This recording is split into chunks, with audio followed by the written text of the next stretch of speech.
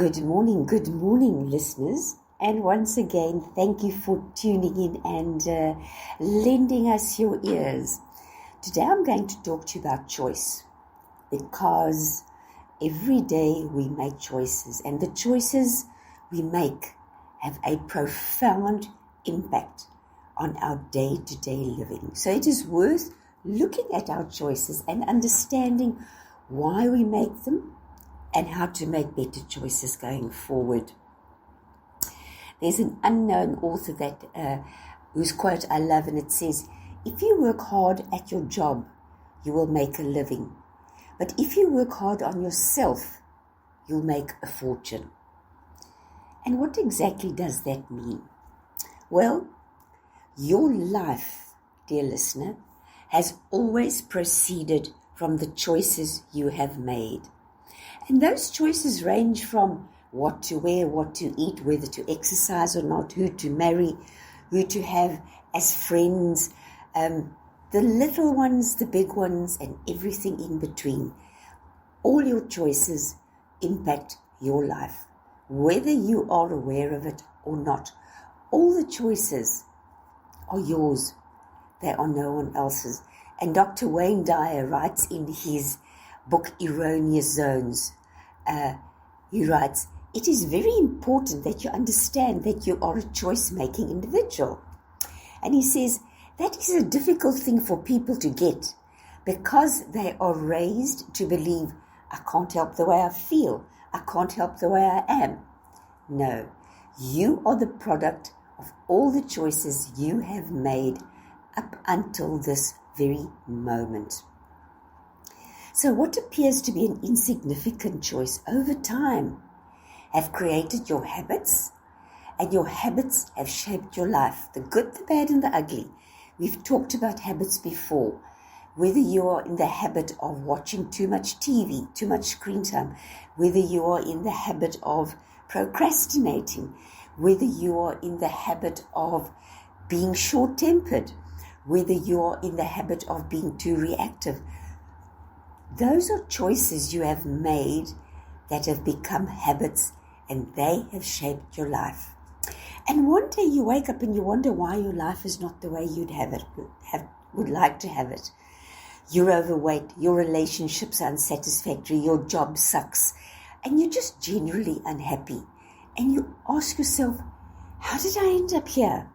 Life is against me. It's all a plot. Life isn't fair.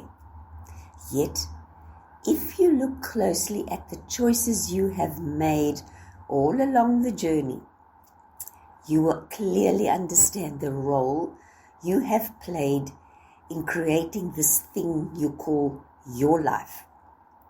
So if you understand that every choice you make impacts your life sooner or later, you're going to put more thought into it, isn't it? You are going to understand the power that you have. And you're going to understand that life is not unfair, but that at some point you made a choice. And today you are experiencing the consequences of that choice.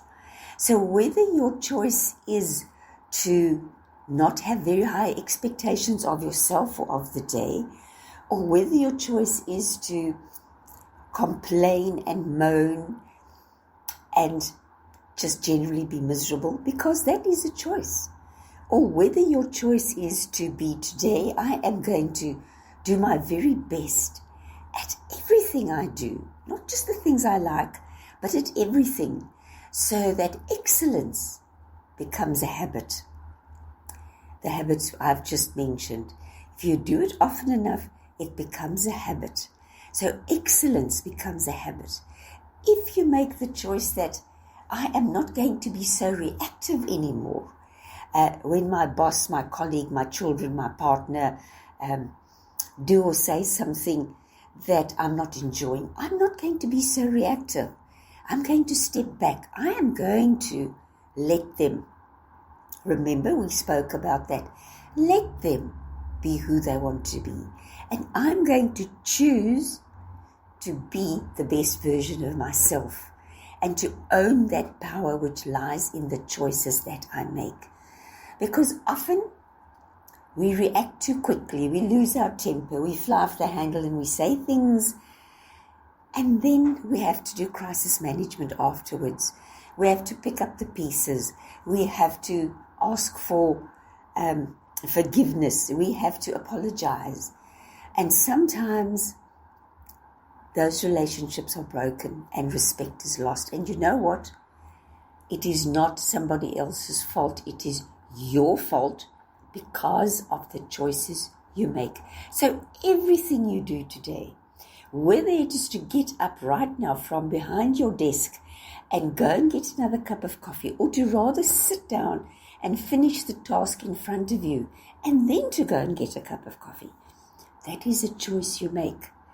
Whether you turn a blind eye to dishonesty, to people who lack integrity, or whether you choose to speak out about it, that is a choice you make.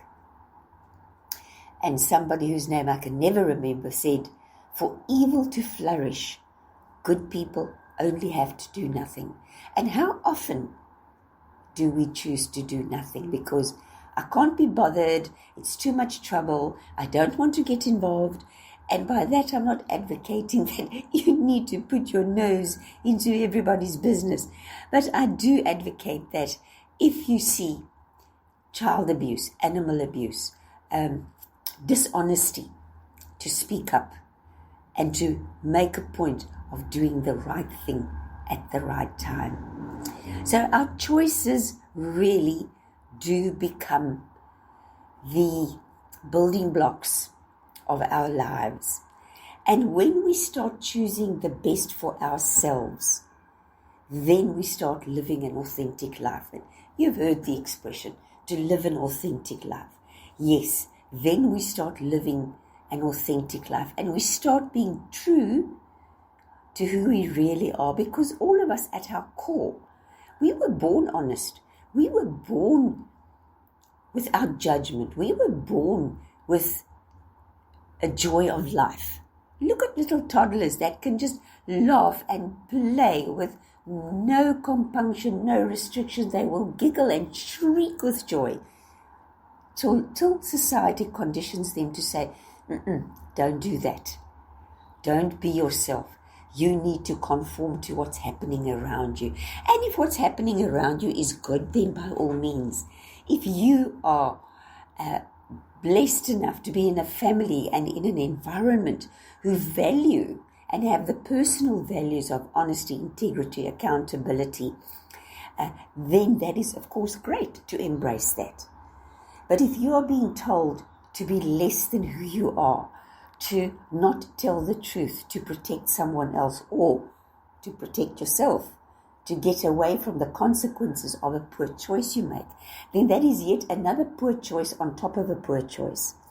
And sooner or later, life becomes very complicated. It all turns around to bite you in the ass.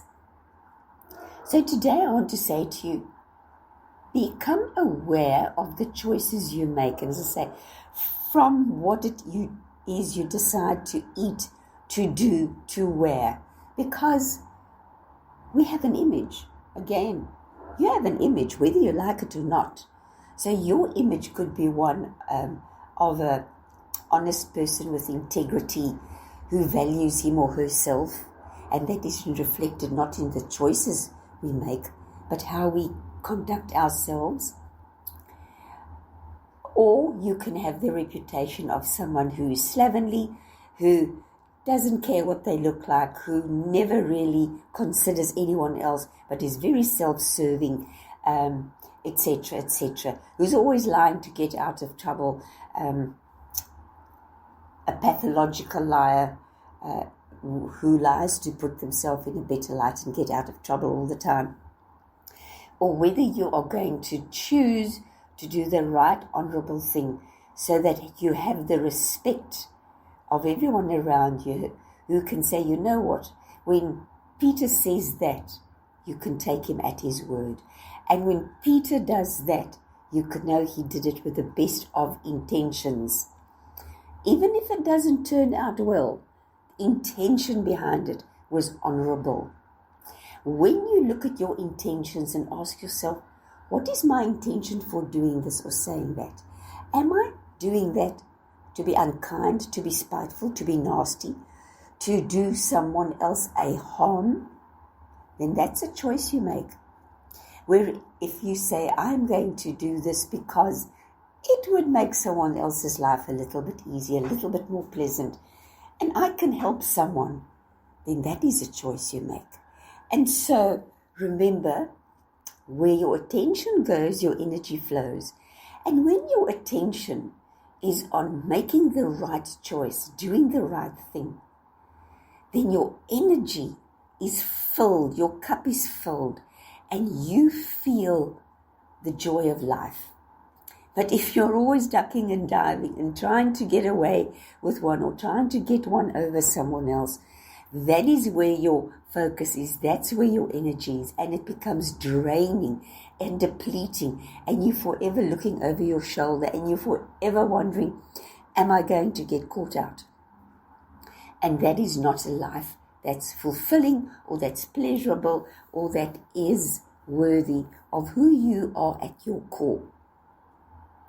Now, if you look at a picture of a toddler of yourself, if you look at I won't say a baby photograph, but let's say if you can find a photograph of yourself at about the age of 5 or 6, let's say, put it up on the mirror and speak to that person and say, what would I like to tell you? How would I like you to think of yourself? Because very often as we grow up, and as we get conditioned and pummeled and pounded by life, we don't honor that little boy and little girl we were once were, with the innocence and the expectation of good things to come. We tend to forget that at our core, we are still that. But it is all masked with what life has put in front of us. But remember, the whole point of this little chat is that you have a choice. You always have a choice. You have a choice to react and get cross and lash out, or you have a choice to step back and say, I'm going to think about this. And I'm not saying allow people to walk over you, but it's how you respond, not react, respond. So if someone has treated you badly or with disrespect, yes, by all means, say to that person, you know what? You said or did X, Y, and Z, and it's not okay. Because this is how it made me feel, and that is not right. So please, could I ask you to refrain from speaking to me or treating me in that way? And of course, if the person has a negative reaction to that, you can choose to cut that person out of your life, out of your environment. And if it's a family member or a colleague whom you can't avoid, you can minimize contact and you can keep it civil and professional. So from that moment on, you can refer to that person as Mr. or Mrs. or Miss so-and-so. So it removes the familiarity and it creates that non-physical boundary between you and I are not friends, and therefore let's just keep it professional. So, but that is a choice you make. And with every choice you make, from this moment forward, just become aware of it. What am I going to do now? I've received an email, I've received a WhatsApp. What am I going to do? How am I going to respond to that? And you will see, once you make better choices, you will have better consequences. And when you have better consequences, you will start liking yourself and your life a lot more. And you would want more of that, wouldn't you?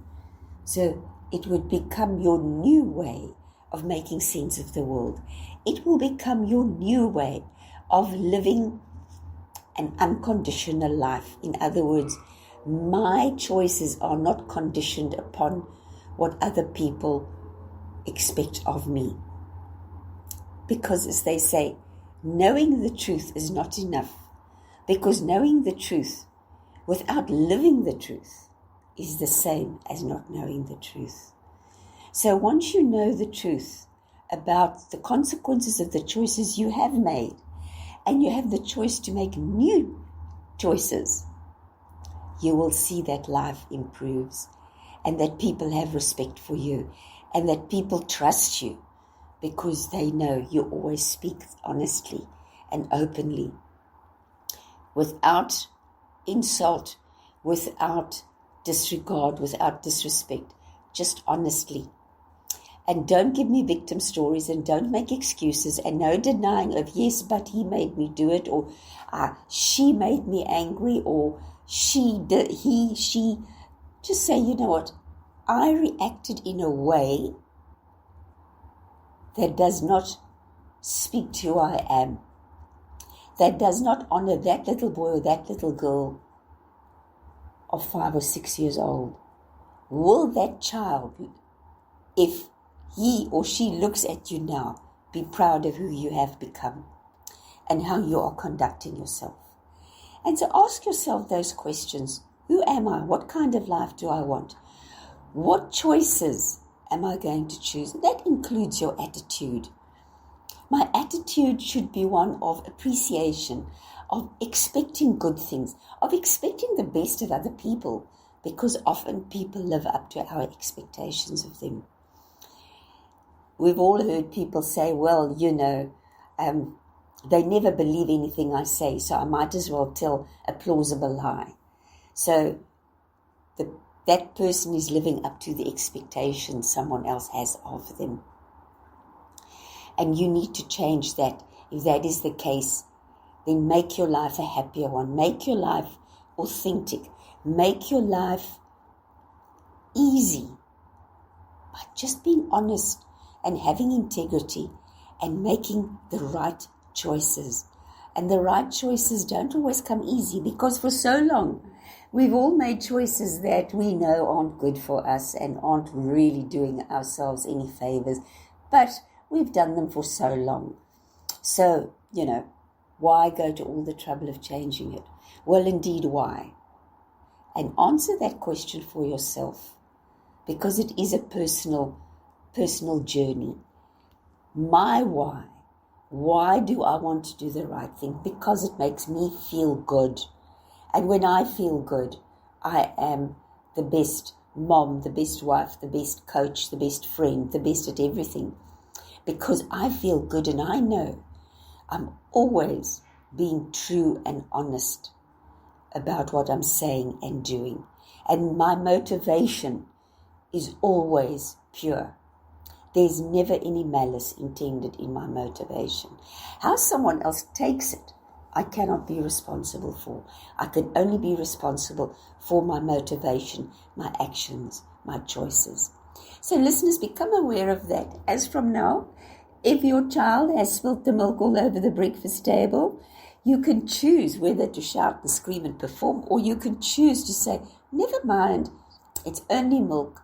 We'll clean it up and we'll be right as rain in no time at all. And there is not a whole upset in the family before the day has even started. Because after all, it's not the end of the world. Will it matter in 3 months' time? Will you remember it in a year's time? You won't. So choose to be honest with yourself, honest with those around you, and examine your motivations for doing and saying things. And then, listeners, watch your life just improve from day to day to day, till this becomes your new default setting of being that honest, open person that people trust, that people respect. And you trust and respect yourself, because you don't have to debate should I, shouldn't I. You instinctively do the right thing. I hope that was helpful. As always, have a wonderful day, a wonderful weekend ahead, and please send us your requests, anything you would like us to chat about, to explore, or just to have a little peek into for the sake of the interest of that particular subject matter, and of course for the pleasure and the joy of listening to South Coast Radio and our amazing host, Ryan Mutli. The radio station you can't live without. This is your radio. This is South Coast Radio.